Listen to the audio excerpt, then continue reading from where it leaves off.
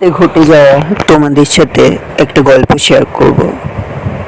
হয়তো বোধহয় ঠিক মনে পড়ছে না আমি তখন ক্লাস 5 কিংবা 6-এ পড়ি। তখন আমি বাড়ি থেকে রাত 9টায় বেরিয়ে পড়েছিলাম। আমাদের এখানে একটা অনুষ্ঠান হচ্ছিল, কোনো একটা সোশ্যাল বা কোনো একটা সাংস্কৃতিক অনুষ্ঠান সামথিং। তো আমি বাড়ি ফিরছিলাম একা একা। রাস্তার মাঝখানে মা বলে যে কেউ তোমায় রাত্রে ডাক দিলে বা পেছনের দিকে তাকাবে না। আমাকে হুট করে কেউ একজন ডাক দিয়ে বলল, অম্লান, অম্লান, শোনো। আমি থতমত খেয়ে দাঁড়িয়ে পেছন ফিরে তাকালাম। দেখলাম আশেপাশে কোনো লোক নেই। ফিরতে ফিরতে আমার 10টা বেজে গেছিল। আবার আমি চলতে শুরু করলাম ফোনের টর্চটা জ্বালিয়ে। আমি চমকে গেছিলাম ভয়ঙ্কর ভয় পেয়ে। আমি দৌড়াতে লাগলাম।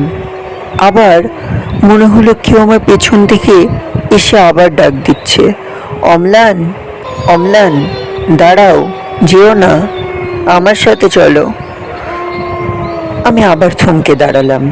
দেখলাম আমার পেছনে কেউ ছিল না।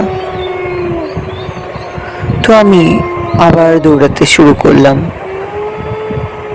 তখন সামথিং মা ঘুমিয়ে পড়েছে। মাকে বেল কলিং বাজাতে লাগলাম। মা বলল, আমি তখন চমকে উঠেছিলাম থতমত খেয়ে। মা বলল, কি হয়েছে বাবু? মা, দেখো না, আমি একা একা আসছিলাম, কেউ না একজন আমায় ডাক দিয়ে বলছিল।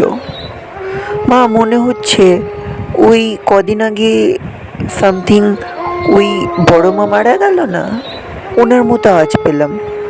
হ্যাট, মা বললে, ধুট, পাগল নাকি তুই, উনি তো মারা গেছে, উনি কি করে আসবে? বললাম, না মা, সত্যি।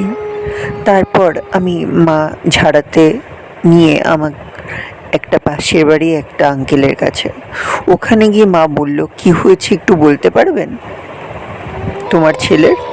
মা বলল, আমি কালকে হঠাৎ ওকে থতমত খেয়ে রাত 10টার সময় বাড়ি আসলো, দেখলাম ওর চোখ মেজাজ একটু ভালো না, খুব ভয় পেয়েছে হয়তো।